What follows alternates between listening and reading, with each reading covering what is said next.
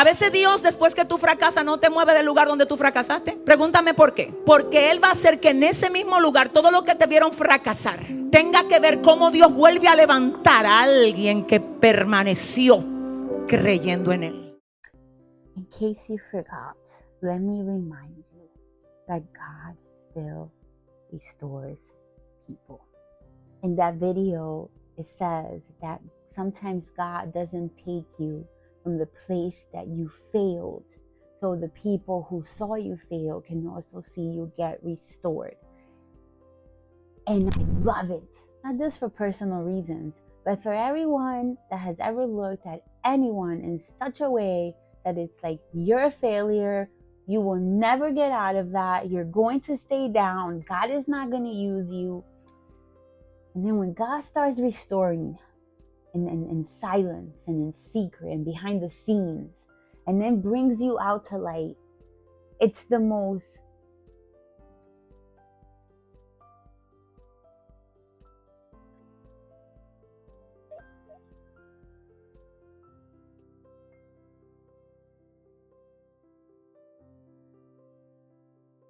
it is the most fulfilling,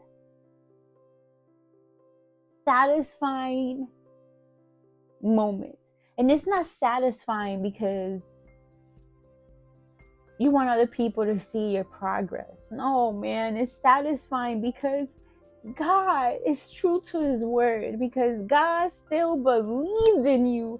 God saw your potential from the very beginning, and even though you made mistakes along the way, he still was like, you're gonna get out of this and we're gonna reach your fullest potential. Now let's do this. I still, to this day, I still don't understand how we have other people's lives in our mouth.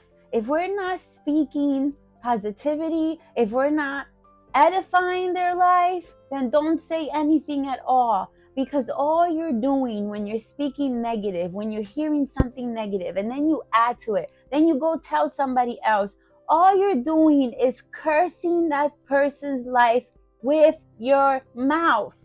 If you didn't know this, let me remind you, your mouth has power.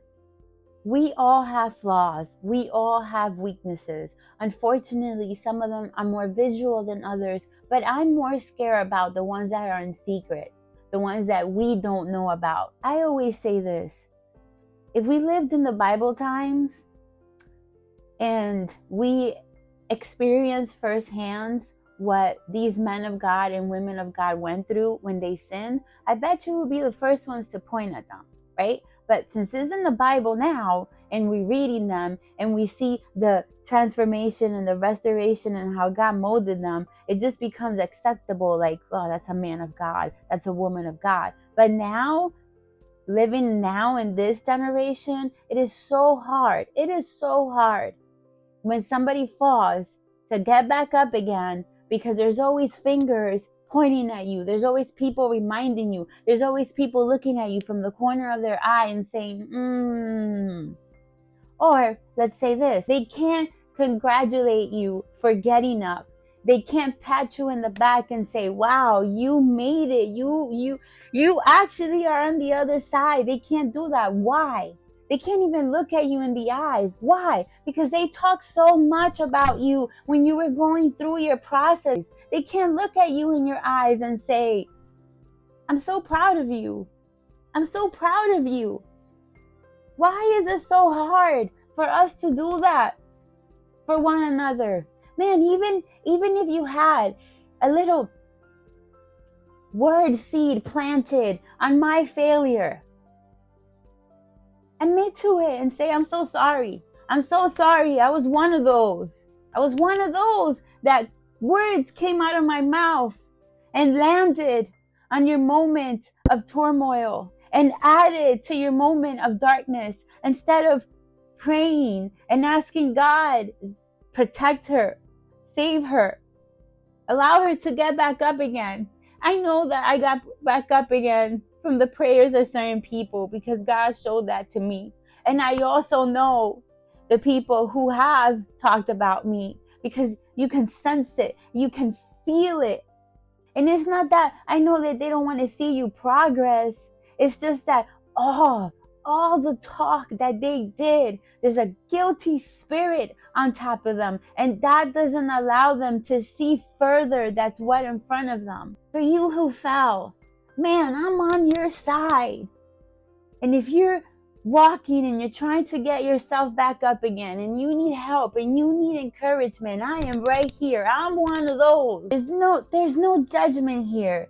There's just, come on, let's go. We're going to do this. You're going to get out of this. I remember when I was deactivating my Facebook. Like, I was just, that's it. I'm done with that stage of my life. Someone told me, no, why don't you just leave it open and allow the people to see the good that God is doing in your life. And I didn't even think about it. I'm just like, nah, I do not want to show anybody anything. What I want to do now is let God show the people who I am, what He did with me, and where I am headed. People are going to talk whether you're doing bad or good. It's mostly the bad that they love to talk about. When you're doing good, nobody seems to. It's hard for people to do that. Allow God to just show you off at His time, in the way that He's going to do it, because it just feels like freedom when you're finally in the space where, like, you're God approved and you know He's in your life and you know that He's doing these marvelous things in your life. No one is exempt from failing. What I do suggest is, when it does happen, that you have this great support system on your side that can help you overcome that.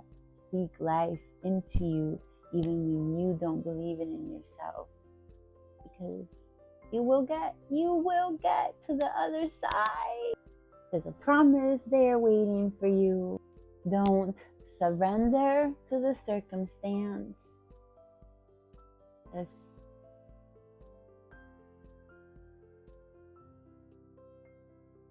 breathe in. Let the storm pass by, and you will see that you will be better than okay.